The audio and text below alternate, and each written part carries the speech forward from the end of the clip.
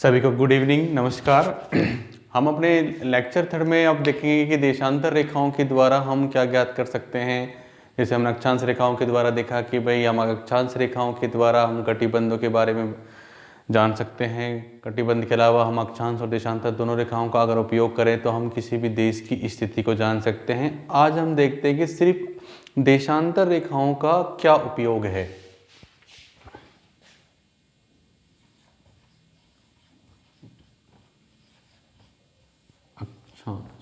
देशांतर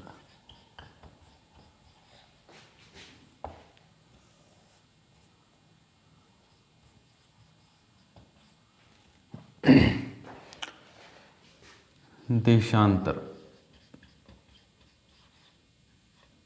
देशांतर रेखाएं क्या होती हैं और उनका क्या उपयोग है। देखिएगा, ये हमारा ग्लोब है, ये आपकी उत्तर दिशा, ये आपकी दक्षिण, ये आपकी पूर्व दिशा और ये आपकी पश्चिम। तो देखो, उत्तरी ध्रुव को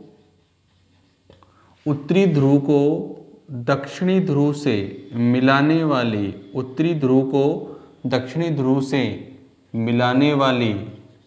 काल्पनिक रेखाओं को, उत्तरी ध्रुव को दक्षिणी ध्रुव से मिलाने वाली काल्पनिक रेखाओं को क्या कहते हैं?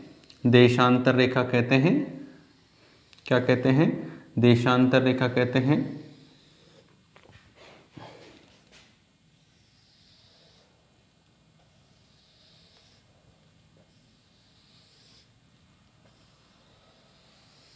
देशांतर रेखा कहते हैं।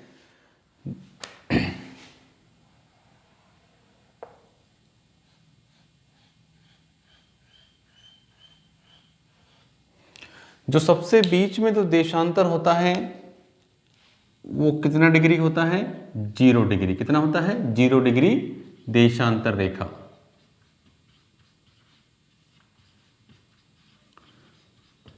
और ये देशांतर रेखा होता है जो उत्तरी ध्रुव को किससे मिलाता है? दक्षिणी ध्रुव से। ठीक है ना। और जैसे आपका अक्षांश रेखा था वो भी कितने डिग्री पे था? 0 डिग्री पे था। तो अक्षांश रेखा जो 0 डिग्री पे थी ना, तो उसने हमारे ग्लोब को जो डिवाइड किया वो उत्तर और दक्षिण में किया। और जो देशांतर रेखा होती है 0 डिग्री, वो भी हमारे ग्लोब को 2 बराबर भागों में बांटेगी। वो बांटेगी पूर्वी और पश्चिमी। ये पूर्वी हो गया और ये क्या हो गया आपका? पश्चिमी। देखो, बांटा तो दोनों रेखाओं ने ही हमारे ग्लोब को। जो उत्तर दक्षिण जो बांटती हैं वो होती हैं आपके 0 डिग्री अक्षांश रेखा, और वो रेखा जो हमारे ग्लोब को पूर्वी और पश्चिम में बांटती है वो होती है 0 डिग्री देशांतर रेखा। यानी कि दोनों की दोनों कितने डिग्री पर है? 0 डिग्री पर। तो अब देखो, इस रेखा का एक नाम और है, जिसको हम कहते हैं ग्रीनविच रेखा। क्या कहते हैं? ग्रीनविच रेखा भी कहते हैं इसे। अब इसको ग्रीनविच रेखा क्यों कहते हैं, ये प्रश्न है। तो देखो, ये रेखा एक्चुअली में, ये जो रेखा है वो हमें क्या बताती है? समय के बारे में। किसके बारे में बताती हैं? समय के बारे में। यानी कि देशांतर रेखाओं का जो मुख्य उपयोग है वो क्या है? समय ज्ञात करने के लिए किया जाता है। यानी कि समय ज्ञात करती है ये रेखा। अब ये समय बताती हैं तो इसको नाम दिया गया अंतर्राष्ट्रीय समय रेखा। क्या नाम दिया गया? अंतर्राष्ट्रीय समय रेखा। अब इसको अंतर्राष्ट्रीय समय रेखा क्यों कहा गया है? देखिएगा कि हमारा जो सूर्य है, सबको मालूम है कौन सी दिशा से उदय होता है? पूर्व दिशा से। कौन सी दिशा से उदय होता है? पूर्व दिशा से उदय होता है। ठीक है ना। तो यानी कि जो पूर्व दिशा से उदय होगा तो सर्वप्रथम जो प्रकाश आएगा वो पूर्वी गोलार्ध में आएगा, यानी कि पूर्वी देशांतर में जो स्थित देश हैं उनके ऊपर आएगा। पश्चिमी देशांतर पर स्थित देशों में बाद में आएगा। यानी कि सूर्य का प्रकाश सभी जगह एक साथ नहीं आता है। पूर्वी गोलार्ध में पहले आता है, बाद में पश्चिमी गोलार्ध में आता है। यानी कि जैसे भारत है तो भारत में जो सूर्य है अमेरिका की तुलना में कैसे आएगा, पहले आएगा और बाद में कहाँ पर आएगा, अमेरिका में आएगा। यानी कि इसका कहने का मतलब ये है कि ये मान के चलो यूएसए मान लो आपका अमेरिका, तो यानी कि जब भारत में दिन होगा तो अमेरिका में क्या होगी, रात होगी। क्यों, भारत पूर्वी देशांतरों में है और अमेरिका पश्चिमी देशांतरों में है। तो इसका मतलब है कि पूर्वी देशांतरों में समय पहले होता है और पश्चिमी देशांतरों में समय क्या होता है, बाद में होता है। तो इसलिए इस दुविधा को दूर करने के लिए कि भाई कोई ना कोई एक रेखा डिसाइड की जाए, तो वो जो रेखा डिसाइड की गई वो कहाँ से की गई, आपके लंदन शहर में। लंदन सबको मालूम है एक शहर है और ये लंदन राजधानी भी है, आपको सबको मालूम है। तो किसकी राजधानी है लंदन, इंग्लैंड की। किसकी राजधानी है, इंग्लैंड की राजधानी है, ठीक है ना। तो इंग्लैंड की राजधानी लंदन शहर में 1884 सन में एक सम्मेलन हुआ, उसमें उस रेखा का निर्धारण किया गया कि अंतर्राष्ट्रीय जो समय है वो आपका लंदन में स्थित एक शहर है, उसका नाम है ग्रीनविच। क्या नाम है, ग्रीनविच। लंदन शहर में स्थित एक शहर है जिसका क्या नाम है, ग्रीनविच। तो इस ग्रीनविच नामक स्थान से होकर गुजरी और इस ग्रीनविच नामक स्थान के पास में एक वेधशाला है जिसका नाम है रॉयल वेधशाला। रॉयल वेधशाला, यानी कि इस वेधशाला, वेधशाला का मतलब होता है ऑब्जर्वेटरी। क्या होता है, ऑब्जर्वेटरी, ऑब्जर्वेटरी, ठीक है ना। वेधशाला होती है यानी कि मौसम संबंधी जो घटनाओं की जानकारी जुटाई जाती है वो कहाँ से जुटाई जाती है, वेधशालाओं से। तो ग्रीनविच नामक शहर में रॉयल वेधशाला के ऊपर से इस रेखा को गुजारा गया, इसलिए इस रेखा को किस नाम से भी जाना जाता है, ग्रीनविच रेखा के नाम से भी जाना जाता है, ठीक है ना। कौन सी देशांतर रेखा को, 0 डिग्री देशांतर रेखा को। और इसका क्या नाम दिया गया, अंतर्राष्ट्रीय समय रेखा, क्योंकि ये रेखा क्या बताती है, हमें समय बताती है। एक नाम इसका और है प्रधान याम्योत्तर रेखा, प्रधान याम्योत्तर रेखा, जिसे हम इंग्लिश में प्राइम मेरिडियन लाइन के नाम से भी जानते हैं, यानी कि प्रधान याम्योत्तर रेखा के नाम से भी जानते हैं। याम्योत्तर का मतलब है कि ये रेखा एक तरह से दोनों गोलार्धों में बराबर समय के निर्धारण के लिए की गई है, तो इसलिए इसको क्या नाम दिया गया है, प्रधान याम्योत्तर रेखा, मेरिडियंस। यानी कि जैसे पेंडुलम होता है उसी तरीके के ये काम करती है, दोनों तरीके से दोनों गोलार्धों में बराबर। अब देखें तो इसके काफी सारे नाम हो गए। 0 डिग्री देशांतर रेखा, इसी को क्या नाम दिया गया, ग्रीनविच रेखा। क्यों, क्योंकि ये कहाँ से गुजरती है, लंदन शहर में एक जो वेधशाला है जो कहाँ पर है, ग्रीनविच में है। उस वेधशाला का नाम क्या है, रॉयल वेधशाला, यानी कि ऑब्जर्वेटरी। तो वहां से गुजरने के कारण इसको किस नाम से भी जानते हैं, ग्रीनविच रेखा के नाम से भी जानते हैं, जिसका काम क्या है, समय का निर्धारण करना। इसलिए इसको अंतर्राष्ट्रीय समय रेखा भी कहते हैं या प्रधान याम्योत्तर रेखा के नाम से भी जानते हैं, ठीक है। तो आपसे पूछ सकता है एग्जाम में कि वो कौन सी रेखा है, देशांतर रेखा, जिसके द्वारा समय का निर्धारण किया जाता है, यानी कि अपने अपने देशों का क्या निर्धारण किया जाता है, आधार मानकर समय का। तो आप बता सकते हैं कि 0 डिग्री देशांतर रेखा या ग्रीनविच रेखा को क्या कहते हैं, अंतर्राष्ट्रीय समय रेखा के नाम से भी जानते हैं। अब देखो, समय ज्ञात करना है तो हम थोड़ा सा कंसेप्ट देखेंगे कि हम समय को कैसे ज्ञात कर सकते हैं। तो सर्वप्रथम मुझे आप ये बताइएगा, जो हमारी पृथ्वी है ना वो घूमती है, बिल्कुल घूमती है। वो 2 तरीके की गति करती है, एक तो परिभ्रमण गति और दूसरा परिक्रमण गति। परिक्रमण गति, परिभ्रमण गति, दूसरा है परिक्रमण गति। परिभ्रमण का मतलब है कि पृथ्वी अपने अक्ष पर झुकी हुई है, सबको मालूम है। तो पृथ्वी चाहे परिभ्रमण गति करे चाहे परिक्रमण गति करे, वो कौन सी दिशा से और कौन सी दिशा की तरफ गति करती है, तो पृथ्वी हमारी पश्चिम दिशा से और कौन सी दिशा की तरफ गति करती है, पूर्व दिशा की तरफ गति करती है, यानी कि इस टाइप से। जो गति कर रही है हमारी पृथ्वी, अब ये घड़ी की विपरीत दिशा में गति कर रही है, इसलिए जो पृथ्वी की जो गति होती है वो कौन सी होती है? पृथ्वी के विपरीत दिशा में, यानी कि विपरीत का मतलब एंटी, किसकी विपरीत दिशा में? घड़ी के विपरीत दिशा में। तो क्या कहते हैं इसे? एंटी क्लॉकवाइज, यानी कि वामावर्त, वामावर्त दिशा में घूमती है हमारी पृथ्वी, यानी घड़ी के विपरीत दिशा में, घड़ी के विपरीत दिशा में ये गति करती है, घड़ी के विपरीत दिशा में। ठीक है, अभी घड़ी के विपरीत दिशा में घूम रही तो परिभ्रमण गति कर रही है। कौन सी गति कर रही है? परिभ्रमण करे चाहे परिक्रमण करे, दोनों विपरीत दिशाओं में घूमती है, यानी कि पश्चिम से पूरब की तरफ घूमती है। परिभ्रमण का मतलब है, मान के चलो ये आपकी पृथ्वी है, इस स्थान पर खड़ी है, इसने एक चक्कर करना शुरू किया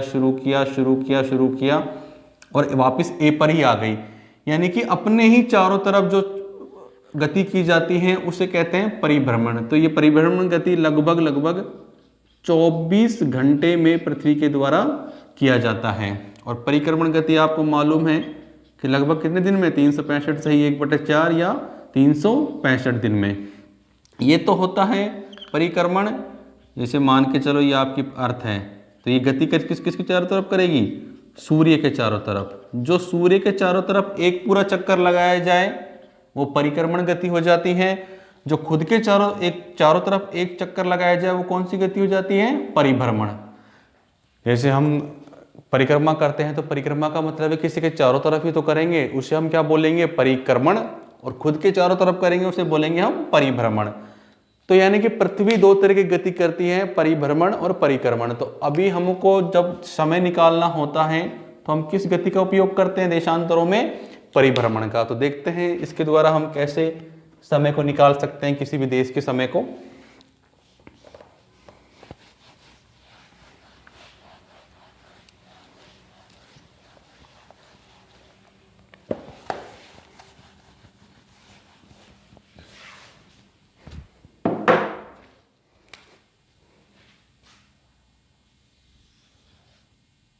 ये देखिएगा, ये पश्चिम दिशा और ये पूर्व दिशा, पश्चिम और पूर्व। पृथ्वी ने घूमना शुरू किया अपने अक्ष पर। अब ये मान के चलो यहाँ पर है पृथ्वी आपने की और इसने एक पूरा चक्कर अपने ही अक्ष पर खुद के चारों तरफ घूमना शुरू किया और वापस कहाँ पर आ गई? ये ए पर आ गई। तो यानी कि एक पूरा चक्कर लगाने में इस पृथ्वी को कितना समय लगा होगा अपने ही अक्ष पर, अपने ही चारों तरफ? लगभग 24 घंटे। 24 घंटे में पृथ्वी एक पूरा चक्कर करती है अपने अक्ष पर खुद के चारों तरफ, तो उसको क्या कहते हैं? परिभ्रमण गति। अब कोई भी चीज, कोई भी गोलीय चीज अगर एक पूरा चक्कर पूरा करती है तो कितने डिग्री का कोण बनाती है? 360 डिग्री का, यानी कि ये तो उसका कोण हो गया और ये समय हो गया। ठीक है, तो यानी कि 360 डिग्री घूमने पर हमारी जो पृथ्वी है वो कितने घंटे लेती है? 24 घंटे। यानी कि देशांतर रेखाओं में जब हमारी पृथ्वी गति करती है, ठीक है, देशांतर रेखाओं में गति करती है, तो जब गति करती है तो वो कितना घंटा लेती है 360 डिग्री कोण बनाने में? 24 घंटे। यानी कि आप डिवाइड करेंगे, इसको भाग देंगे तो एक घंटे में जो आपका डिग्री आएगा वो कितना आएगा? 15 डिग्री। इसको डिवाइड करके देख लें 360/24 को, तो आपका इसको मिनट में बनाएंगे तो ये 60 मिनट बराबर कितना आ जाएगा? 15 डिग्री। यानी कि यहाँ से काट सकते हैं 15 एकम 15 और 15 चौके 60, यानी कि 4 मिनट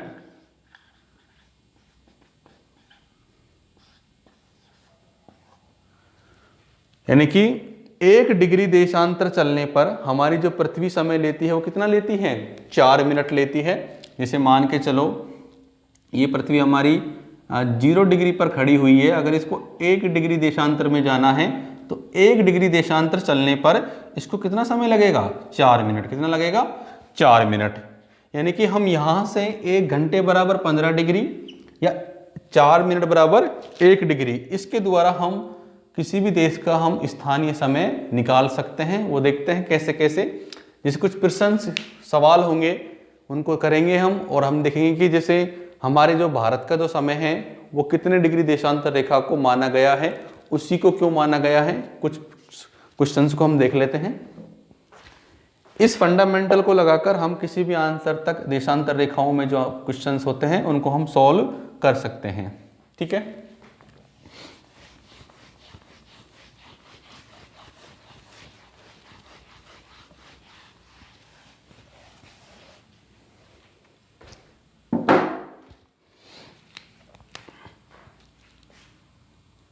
जैसे माने आप कोई प्रश्न है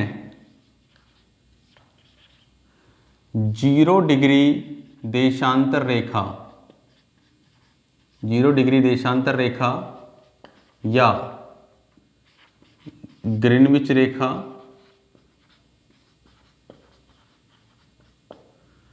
जीरो डिग्री देशांतर रेखा या ग्रीनविच रेखा, और ये रेखा कहाँ से गुजर रही है, लंदन शहर से।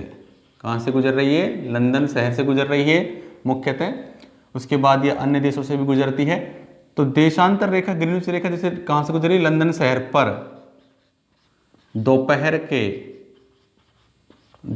के 12 बज रहे हैं, तो बताइए 45 डिग्री पूर्वी देशांतर रेखा पर स्थित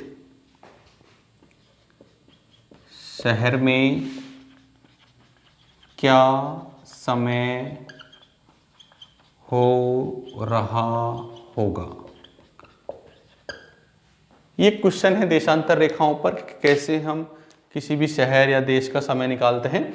तो देखो, अब इस सवाल को करने से पहले आपको कुछ बेसिक्स देखना पड़ेगा। यहाँ पर मुझे बताइए कि सूर्य सर्वप्रथम पूर्व दिशा से उदय होता है और कहाँ पे छिपता है, पश्चिम दिशा में। यानी कि सूर्य पहले पूर्वी गोलार्ध में आएगा, पूर्वी देशांतरों में आएगा, उसके बाद कहाँ पर जाएगा, पश्चिमी देशांतरों पर। ठीक है ना।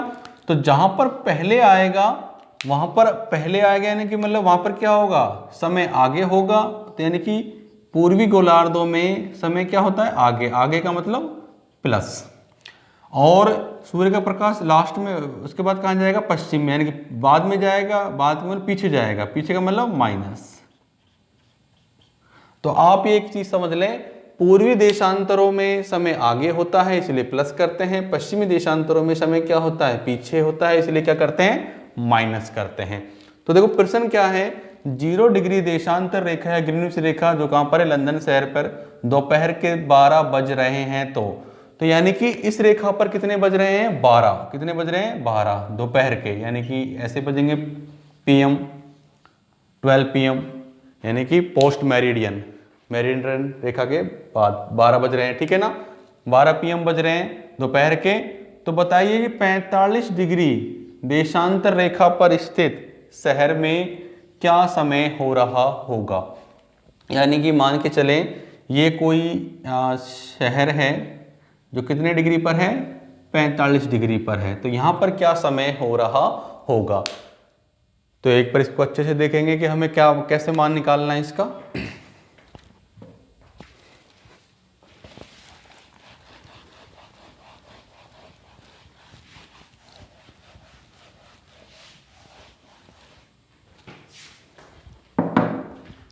ये देखिए, ये मान के चलो आपकी पृथ्वी को मैं एक मानचित्र के रूप में ले लेता हूं समतल सतह पर, समझने में आपको आसानी होगी। ये मैंने आपकी पृथ्वी को या ग्लोब को एक मानचित्र बना दिया। तो ये बीचों बीच जो खड़ी रेखा होती है वो कितने पर होती है, 0 डिग्री पर होती है, और ये वाला हो गया 180, और ये वाला भी हो गया कितना, 180। ठीक है ना, क्योंकि देशांतरों की संख्या कितनी होती है, 360। अब देखें कि यहां पर कितने बज रहे हैं, दोपहर के 12, यानी कि 12 PM दोपहर के। तो अब बताइए कि कोई देश ऐसा है जो कितने डिग्री देशांतर पर स्थित है, या कोई शहर कितने पर है, 45 पर है। और वो कौन से देशांतरों में है? पूर्वी देशांतरों में। कौन से में है? पूर्वी देशांतरों में है। तो यहाँ पर आपको समय बताना है। तो मुझे बताइए, जब आप 12 बज रहे हैं लंदन में और वो कितने डिग्री पर है? 0 डिग्री पर, और आपको पूछा क्या क्या है? 45 डिग्री। यानी कि 0 डिग्री से आपको कितना डिग्री तक जाना है? 45 डिग्री तक। कौन सी रेखाओं में? देशांतर रेखाओं में। तो यानी कि अगर मैं बोल दूं आपको सीधा सीधा कितना डिग्री का मान चाहिए देशांतर रेखाओं में? 45 डिग्री का मान चाहिए, क्योंकि हम 0 पर हैं और हमें जाना कितना है? 45 तक। अब देखिए 45 डिग्री देशांतर रेखा का मान चाहिए आपको। तो अब मुझे बताइए कि 15 डिग्री देशांतर रेखा का मान, यानी कि 15 डिग्री देशांतर चलने पर हमारी पृथ्वी कितना टाइम लेती है? 1 घंटा। कितना लेती है? 1 घंटा। तो 45 डिग्री चलना है आपको देशांतरों में, तो कितना घंटा लेगी हमारी पृथ्वी? 3 घंटा। कितना लेगी? 3 घंटा। यानी कि अगर लंदन में दोपहर के 12 बज रहे हैं तो 45 डिग्री देशांतर में जाने पर आपको 3 घंटा क्या करना पड़ेगा? आगे जाना पड़ेगा। क्यों? क्योंकि पूर्वी देशांतरों में समय क्या होता है? आगे। तो यानी कि 3 घंटों को हम यहाँ पर जोड़ देंगे। अब दोपहर के 12 में 3 घंटे ऐड करेंगे, क्योंकि आगे जाएंगे तो क्या हो जाएगा? दोपहर का 3 हो जाएगा समय। ये होगा इसका आंसर। ठीक है। तो हम देशांतर रेखाओं के द्वारा क्या निकाल सकते हैं? समय को निकाल सकते हैं। अब इससे जो नेक्स्ट क्लास होगी उसमें हम आपको बताएंगे कि देशांतर रेखाओं के द्वारा अगर जैसे मान के चलो हमें ये दिया होता कि 45 सही 1/2 डिग्री पर है, या 45 सही 1/4 डिग्री देशांतर पर है, पूर्व में है, तो क्या समय होगा? अगर वो पश्चिम देशांतरों में है तो क्या समय होगा? इन सभी प्रश्नों का जो आंसर हम करेंगे वो करेंगे अब नेक्स्ट लेक्चर में। ठीक है। Thank you so much.